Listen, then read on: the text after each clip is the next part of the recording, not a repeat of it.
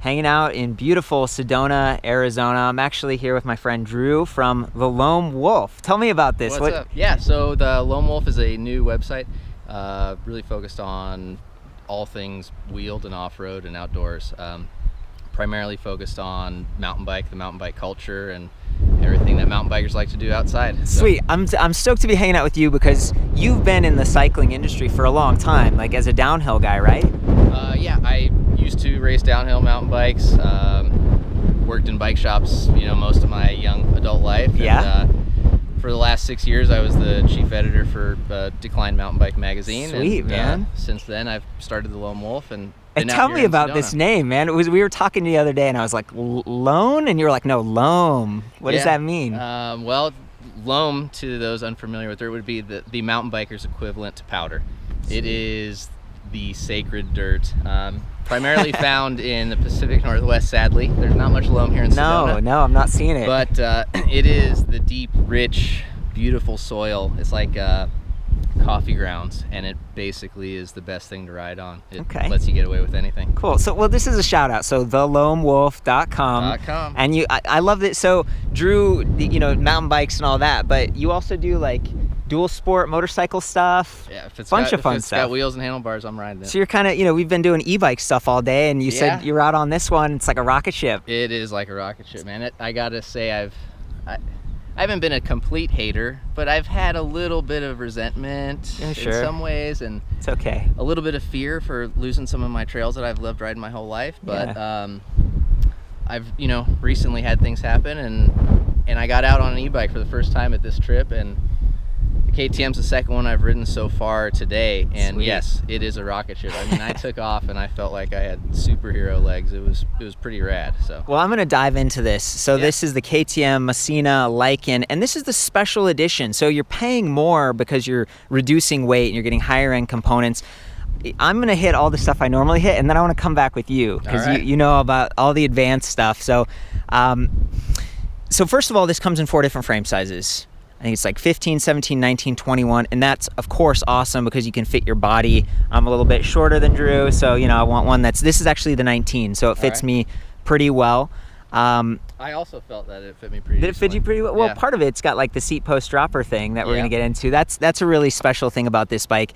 I don't think these are the stock pedals. I think it comes with normal cages, but we're at a demo day, and so they tricked it all out for us. What were you gonna say? I am a downhiller, so I gotta run flat pedals. So. Yeah. I love flat pedals too. Sometimes the clip-ins or the clipless, I'm still, figuring it all out. But I come out. Do you ever have that where you're going down and your foot like comes out? No. You don't? Maybe I need to tighten my cleats. Tighten those springs. Tighten those springs. Okay, well, so coming back to this, it's all aluminum frame, but despite being aluminum, which is durable and fairly light, a little bit stiffer, this is full suspension setup. It's actually pretty light. So this is 46.8 pounds. Most of these full suspension bikes, including the one you were riding on earlier, it's like 50 plus pounds. Yeah, they're tanks. So yeah, they're a little heavier. Coming from riding 25, 26 pound, enduro bikes, I mean, you're doubling the weight. Lighter. That's a big note. That's a big difference. You told me about the old days where downhill bikes would weigh a little bit more though, right? Yeah, absolutely. When I first started racing, our bikes were between 48 to 51 pounds, and that was what we would push up the hill. That's no motor, no battery. No, just heavy duty parts. So part of what makes this lightweight is this is not running like the plus size tires. So I think it's like 100 millimeter axle up front and then 142 in the rear versus boost, and we're seeing that more and more with the 29er tires or the 2.8 plus size tires. These are 27.5 by 2.25, so you're still getting some thickness, but look at these spokes. They're bladed. There's only 24 of them versus 36. The rim, it's actually pretty narrow, and I feel like the handling on this is really quick. What did you, when you were riding this thing around? I've got mixed thoughts. It's got a 160 fork. Yeah. The Pike, which is a fork I'm very familiar with on a lot of enduro and all mountain bikes. I mean, that's a great performing, burly, all mountain. Do you want to come over here and talk about like what's going on with this? Because there are a lot of clicker adjustments. Yeah, absolutely. So this is, I mean, it's one of the higher end RockShox Pike forks. So it's got, everything from your pedal platform, low speed compression adjustment. Down below is the rebound adjustment, and it's an air shock. Sure. So you fill the air bladder. So it's a 160 fork, a little bit shorter rear end. I think you said it was 125. Looks like travel. 125, yeah.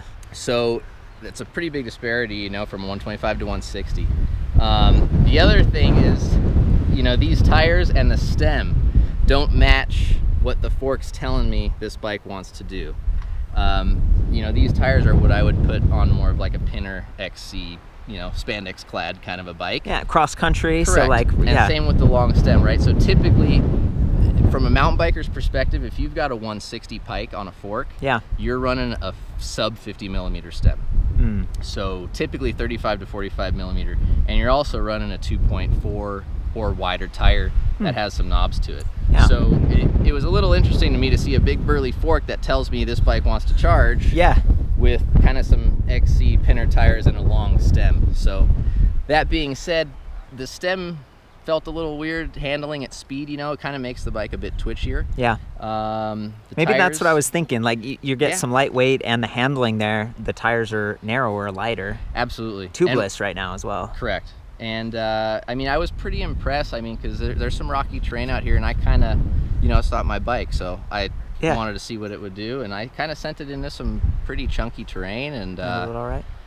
Yeah, I mean, the tires are inflated still. There's no dents in the rim, so that's awesome. It's still rolling. Very cool. And we've got the same thing back here. We've got rebound adjust, and then what is that, compression? It looks like just lock, like it's pure lockout. Correct. Yeah. So that's basically like a pro pedal platform, but in reality, if you're on an e-bike, there's, in my opinion, no real need you're going to use that because you've got the added benefit of power. Yeah. From the battery, so you would want all the traction you could get, which means leaving the shock open. Traction, maybe comfort. I'm often thinking about that. So you get some bob. This is what I feel like you're saying. There's some bob. There's some inefficiency, but who cares? Because you got a motor. Up for that because you got a motor. Yeah, you got a motor. Okay, cool, cool. And the traction is a great point as well. Okay, so we've talked a little bit about suspension. You mentioned the stem. I feel like it could be flipped. So right now it's in a pretty aggressive position. It's angled down. And we've got a couple risers there. Is this a ride like you could raise that up a little bit if you wanted? It looks like there's about 20 mil of steer tube spacers, and it looks like there's about 10 mil, maybe. Yeah, so there's 5 mil below the stem, which means you could drop it a little farther or you could raise it up a bit. Back to like, are we cross country? Are we all mountain? If it was me, I would ditch that whole stem. Because you're a downhill guy, I would get a shorter stem or something. Yeah, I'd bring it back and put a little different bar on there, but that would move my center of gravity back a bit on the bike. It would give me a little bit more predictive steering. Yeah. And it just would make me a bit more confident. And like I said, it'd get the center of gravity a little farther back, which it is good for the steep descent. And then you can descend a little bit better. Right. Yeah, that's so. Coming at the fork angle here, what do you think about this? Because it's not as like raked out as a downhill bike. Is this another cross country sort of a setup? You know, I didn't look at the geo chart. We don't have the geo chart with us, so I don't know what the head tube angle is. But I mean, just from looking at it, it looks like it's at a pretty decent spot. Okay. You know, it's certainly not a 69-degree head tube angle, which would be a deal breaker for me, but it looks like it's a good combo. It's not too slack to where, you know, your average rider is going to feel that it's floppy on technical or slow speed. And I have felt that. We were on the high bike earlier. Yeah. It's like the All Mountain 8.0 or something like that, and that one's real, like it wants to turn. Correct. Is this one you could ride without your hands and it would stay pretty straight. Absolutely. Okay, so a couple other just hardware comments. We've got 15 millimeter through axle or maxle, so it screws into the other side of the fork, and then 12 millimeter in the back. So stiff, you know, a little bit. What are some other advantages, or tell me about through axles? Man, I don't even know where to start because we could go standard for so long at this point that I feel it's almost a given. Like it's like having a dropper post on a bike, you know. I mean, having a 15 and a 12 is standard for a trail bike these days. I'm glad you said that because, you know, and the dropper comment too. I've been on a few bikes lately that didn't have it and I really missed it. Yeah, I mean, dropper posts have been one of the biggest kind of, you know, game changers, if you want to call it, bits of technology to come to the mountain bike world in years. I mean, it's up there with disc brakes and tubeless tires, you know. Speaking of that, so we've got the Shimano, I think they said M615s. I didn't see it written on that, but 180 millimeter rotors front and rear, hydraulic. Sometimes I see like 180, 160, so I'm glad they went with 180 on both. Yep. Adjustable reach levers. Do you have any comments on these brakes? I mean, they worked for you, I guess. I like Shimano brakes a lot. The lever feel is good. you know, this is kind of more their entry level brake, so it doesn't have the tool free lever adjust. Oh, I like that one. Yeah, with the little.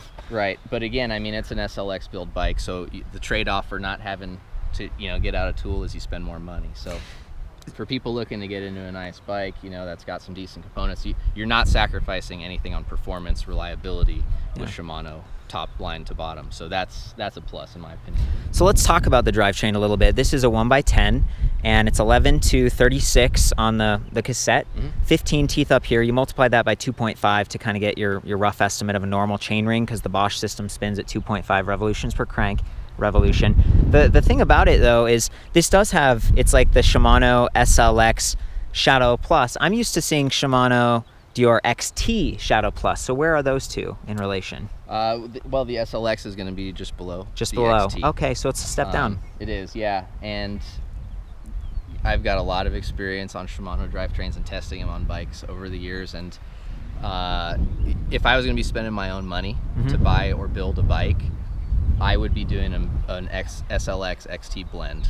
Interesting. For, you know, my opinion. For value. For value and performance, SLX is up there. Like it's not going to ruin your ride by any means, and the value is there. So, but the value on this bike, this like $7,845. That I can't speak to. That's what's costing so much here. In your opinion, why is this such an expensive bike? I could only guess. That's your world. It's special edition. Well, we'll get into this, but okay. But I don't know. So let me hit some of those things before we come back to this. Yes, if this bike had no motor, it would probably be, I'd imagine, in the $4,000s. $4,000-ish? Yeah. Okay. I mean, it's an aluminum bike with an SLX drivetrain. Yeah, I'd imagine it'd be a maybe $3,500 to $4,200 bike, probably. How much is that in the wheel set? Because to me, the wheel set it's like screaming awesome. It's got the single colorful spoke, and it's got the bladed, you know, this is something nicer.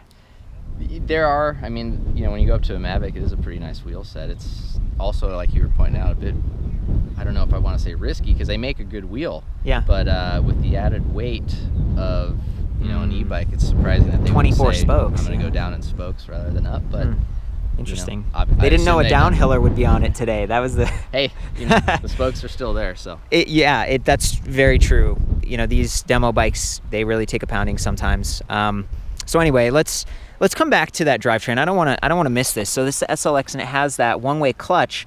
Right now it's on, so it's just a little bit tighter. This isn't going to bounce as much as if this is down, and then it's just a little bit looser. Maybe shifting is easier. What can you tell me about that? You know, what with this one-way clutch thing? Basically, the clutch is just like you said. It's a chain retention device in a way. It kind of came about as trail bikes were being ridden on gnarlier and gnarlier terrain. Yeah. Traditionally, downhill bikes, and they still run a top and bottom chain guide. Oh yeah, yeah.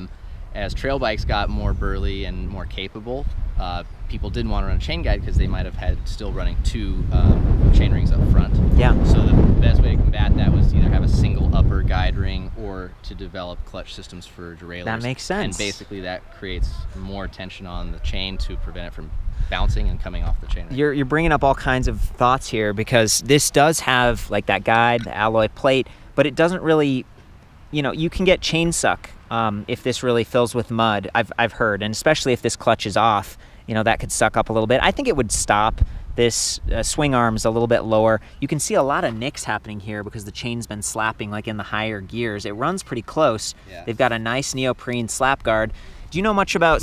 My guesstimate on that would be, if this were not an e-bike, you know, I think a lot of companies probably carry over frame design for the most part on regular traditional mountain bikes versus an e-bike.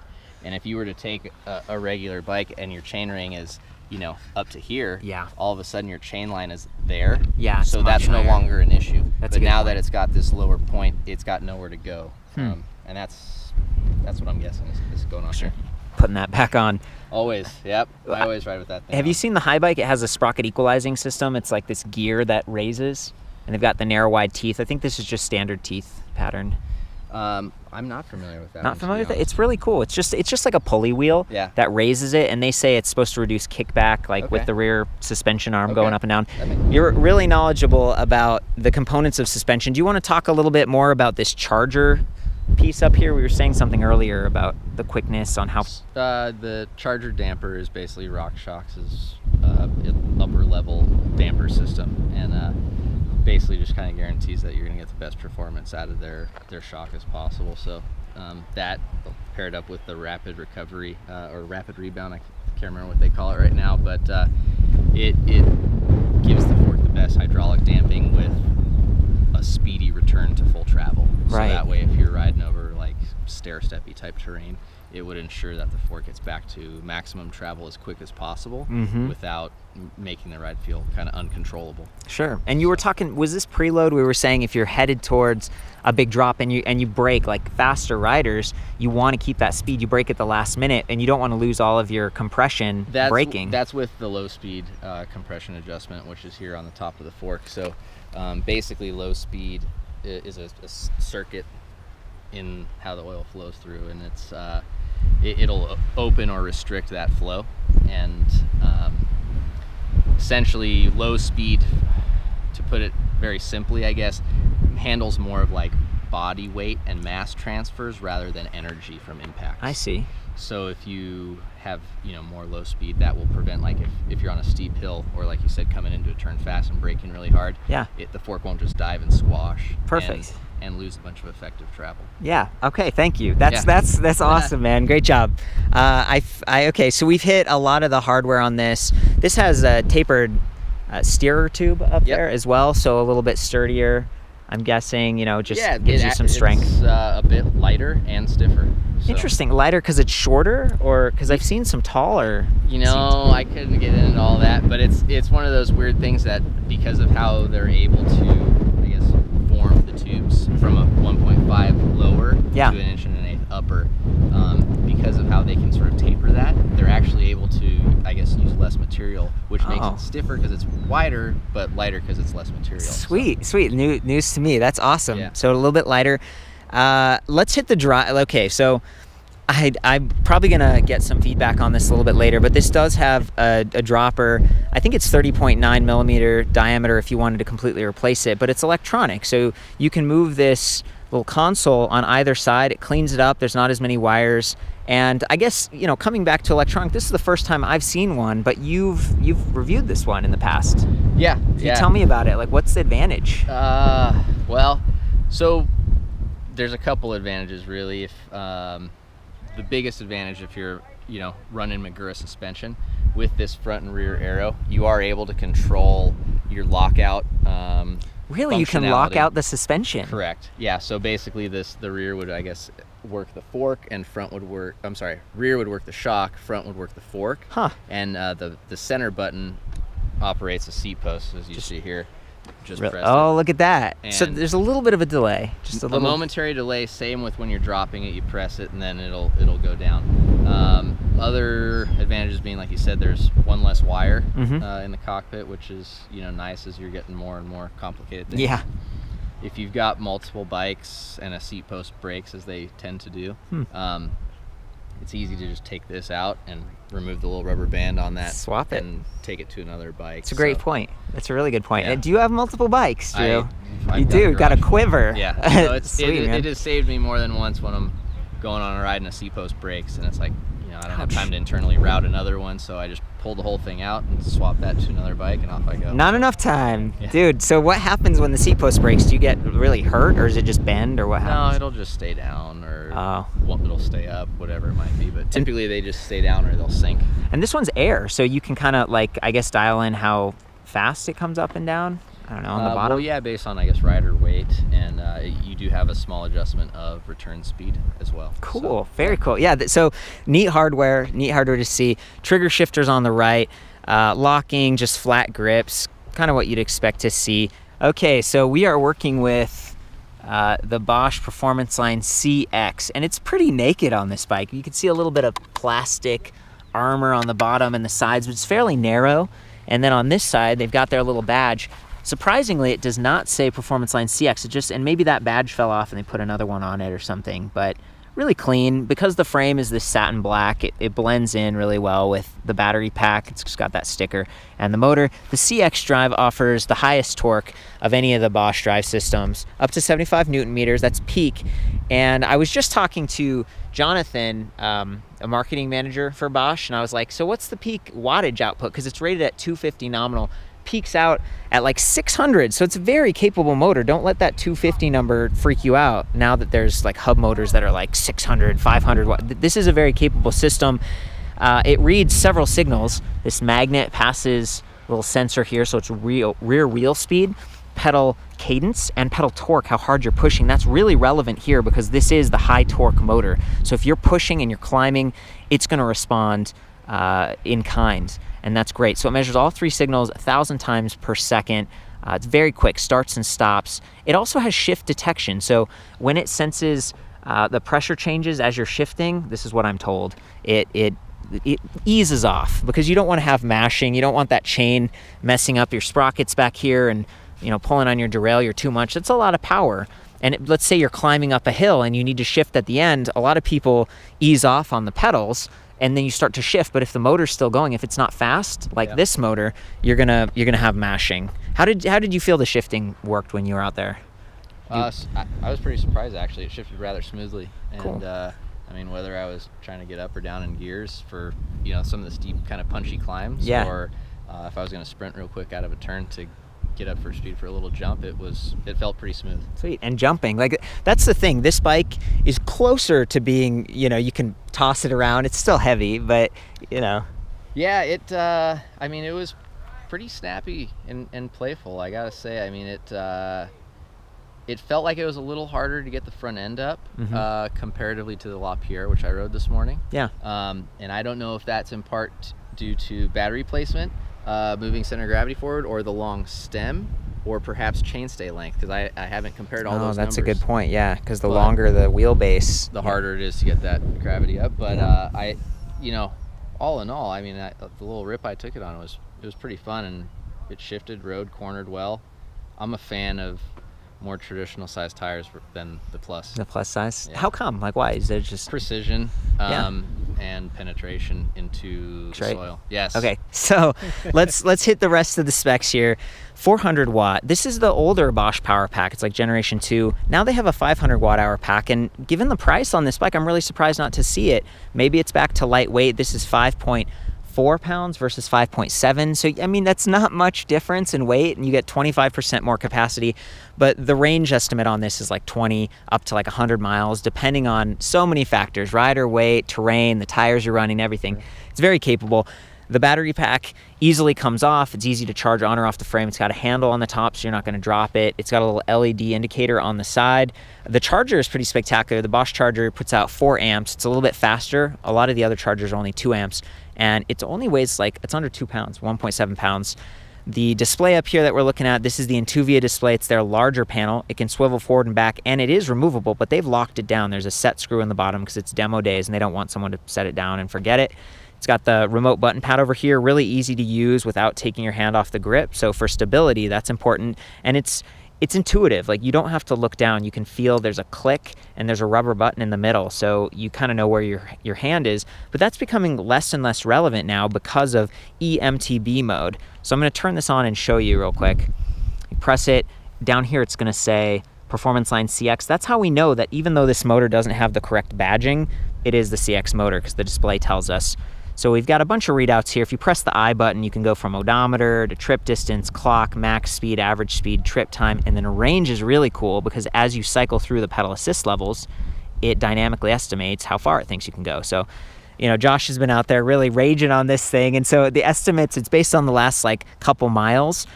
Eco says we can only go 39 miles because we're really riding it hard. A couple miles of like smooth, easy sailing on concrete, and it would probably raise. As I arrow all the way up, we can get to turbo, and it drops way down to 12 miles. This is not a full battery, even though 5 out of 5 ticks are filled.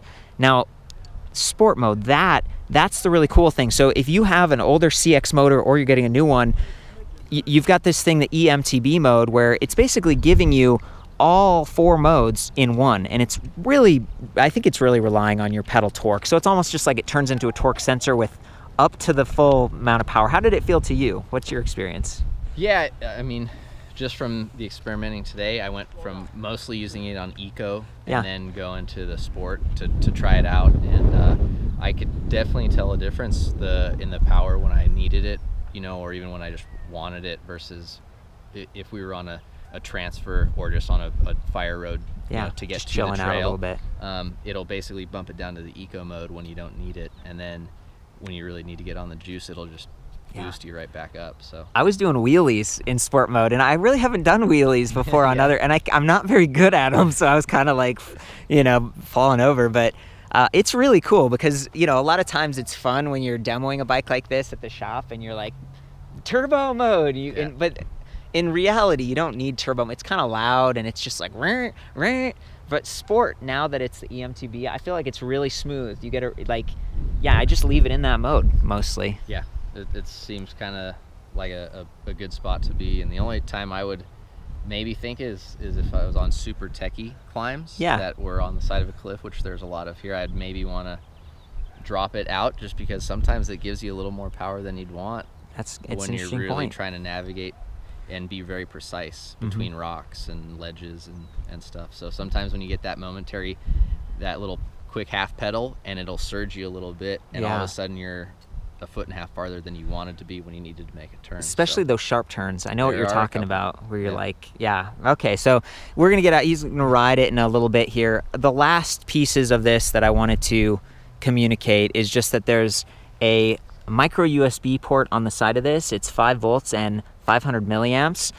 I've been told that it doesn't work too well with iPhones, but I actually bought like a cable dongle thing. I tried it and it worked. It charged, or at least maintained, my iPhone, and that's kind of cool because if you're using Strava or you got a GPS or you know, something. So yeah, check that out. It's definitely possible to get the right parts and to charge your device, a Garmin. And this is backlit. You can't really turn off the backlighting, but you can hold reset and I at the same time, and it enters into the settings. And so you can change the clock, and you can go through and you can, let's see here, I guess I exited it, but you can change from miles per hour to kilometers per hour, and you can adjust the brightness and some of that stuff.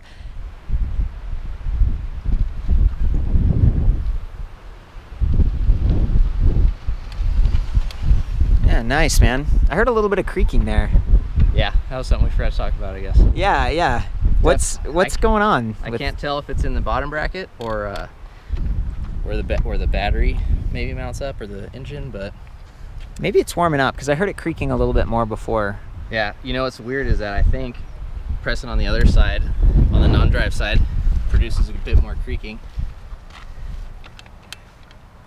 Oh yeah. I don't know if that's, okay, so you know, you have a bunch of bikes. How do you keep care of them? How do you reduce creaking like this? Or what do you? Well, depends on a few things. The type of terrain you're in. If it's super dry, dusty, or if you're going through creek crossings and mud all the time. Also, if you use a pressure washer. Those are basically your 3 biggest issues contributing to a creak. I would say we've probably got 2 of those today. It's like dry and dusty, and this was probably pressure wash. Yes. So grease and checking that everything's tight are probably gonna be your biggest helpful tips when it comes to finding something creaky. And I mean, it could be anything from the pedal threads not being greased to, you know, a water bottle bolt, like for a cage. Speaking of that, how do you feel about these e-bikes? A lot of them don't have bottle cages, bottle cage bosses. Well, do you get thirsty when you're not doing any work? I mean, that's an interesting point. Touche. Oh, they get the Camelback, I guess, you know? Yeah. No, I pretty much always ride with the pack, so to me it's not really a non-issue. But I would imagine for some it could be, but I complain about it every time because there are e-bikes with bottle cage bosses. They manage to squeeze them in. You know, and these days there's more like integrated batteries and stuff. Interesting. But then it's a hassle to get those off the bike. So there's a tray. You can get saddle rail adapters and stuff. Yeah. I'd rather ride with the pack. Yeah. Okay. Yeah. I'm with you. Thank you for that. I noticed you doing wheelies. Do you know how to wheelie? Not on these. Not yet. Still practicing, dialing it in. Yeah. Hopefully by the end of the day I'll have it down. Yeah, you're doing great, man. Cool. Well, thanks, bud. Catch you later. Oh, there he goes. Woo!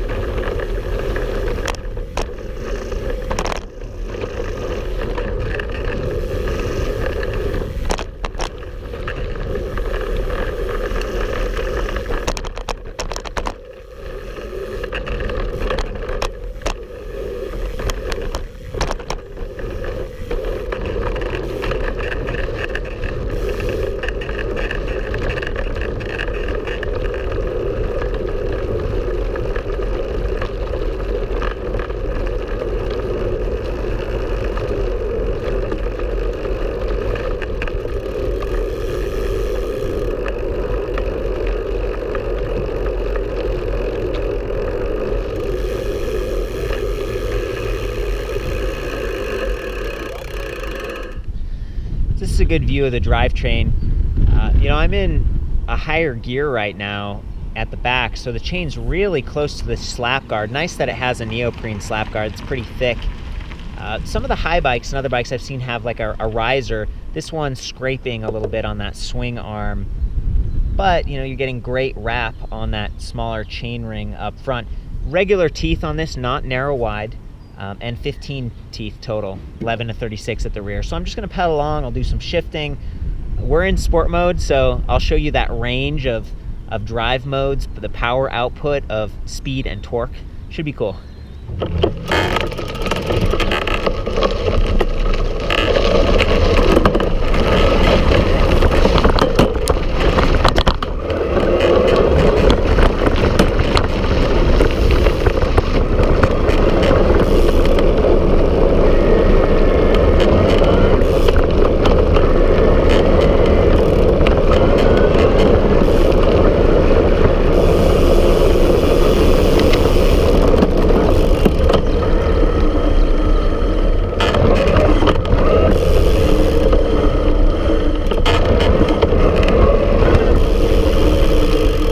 Okay, so I'm out on the street. It's a little quieter out here, and you can hear and see that motor starting and stopping quickly, which to me is the most important characteristic of these mid-drives, especially for a mountain biking application.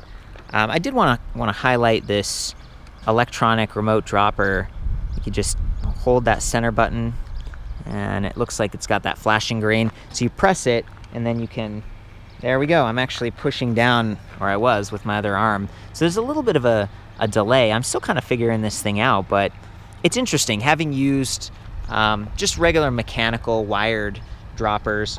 having the buttons on the right was a little bit different. I'm used to having it over here on the left. I suppose maybe it could be moved, and there's a little bit of a sound that's produced. There's air pressure in that, so you can raise or lower the pressure, but it's been working pretty well, and there's quite a bit of travel on it, so I'm gonna just try that again.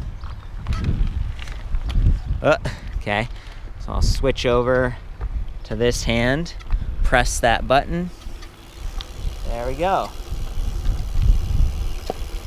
Huh, yeah, pretty fast. And then getting it raised, same thing, just press that button over there, stand up. Yeah, and it raises up, and it's pretty gentle. It just kind of taps and it knows to stop, so that's cool.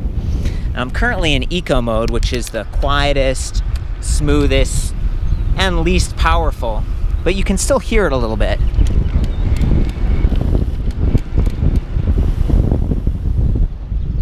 It's a Class 1 electric bike, meaning it tops out at 20 miles per hour and is legal to use on more trails. Excellent for, you know, full suspension mountain bike. You're pretty much always going to be on trails, I'd imagine. I'm going to arrow up.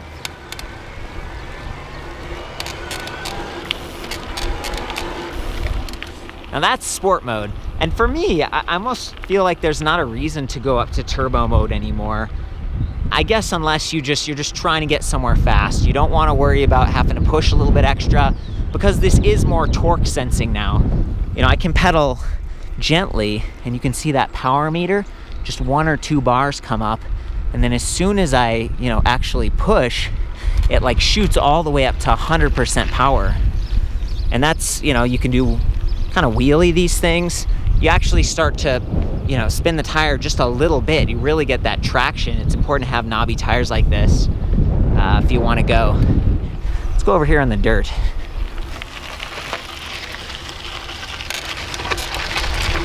Whoa.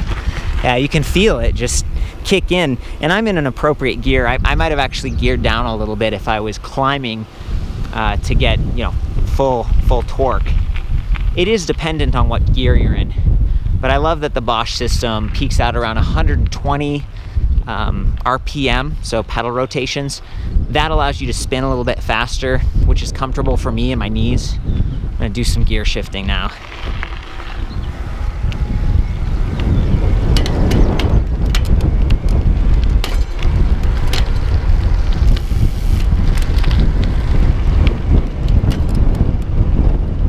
I can hear it banging when I shift, but I'm pedaling pretty hard and I'm in sport mode with a lot of torque.